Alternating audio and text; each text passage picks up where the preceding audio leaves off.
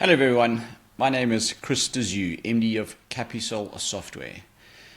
We deal with AR automation and we're dealing with a lot of different technology and abbreviations all the time, and I realized that maybe we need to do a bit of a series just unpacking some of the terminology that people can understand, because we use it day to day and maybe it flies over some people's head.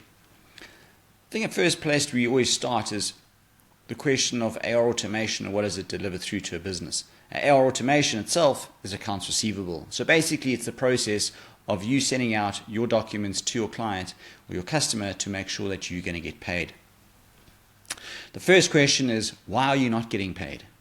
You've delivered the stock, you've delivered the service, but you're not getting paid. The most obvious reason is your customer does not have your invoice. It might seem like a mundane excuse, but people do. They lose the email, they lose a piece of paper, and that's on a simple basis. When you start looking at big organizations where there's a multitude of different departments involved that have to then be able to go through their process to make sure that you can get paid, the most simplest thing that you can do within your business right now today is make sure that your customers are getting your invoices. If they've got your invoices, I guarantee you that you're going to see a change in your cash flow.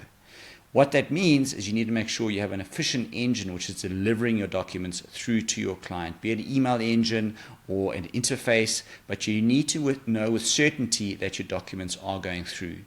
And I always recommend you shouldn't be doing this just once off in the month. The best you can do is every day, as those transactions are being created, make sure those documents are being sent through to your customer.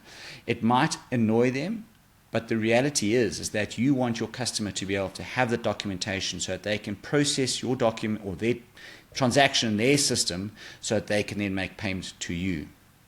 And then at month end, send a statement. I'm still amazed today the number of businesses that we engage with where we say, okay, how do you run your statements? What's your month end process? And they're not running statements, or they're only running it haphazardly where a client wants to ask for a statement. Now, the main reason for a statement is it's just going to summarize to the customer what have you processed in your system, what they've paid that you've then recorded, and it's going to show what is outstanding.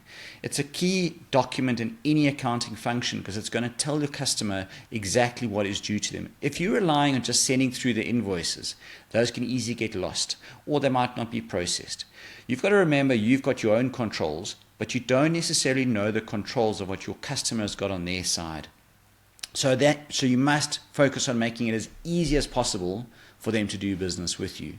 And again, the simplest thing you can do is make sure your customer is getting your invoice, and then at month end, as soon as you've done your closure of the month end process with the cash, make sure you're generating statements and those are being sent out to your customer. If you're not sure how to do this, please engage with us. We are not ERP specialists. However, we are here to fill that last mile to allow you to make sure with peace of mind that your customer is going to get your invoices and is going to get your statements. Capisol does go a step further, but we'd be very happy to engage with you to show you what we can do and how we can help you improve your cash flow and your customer service.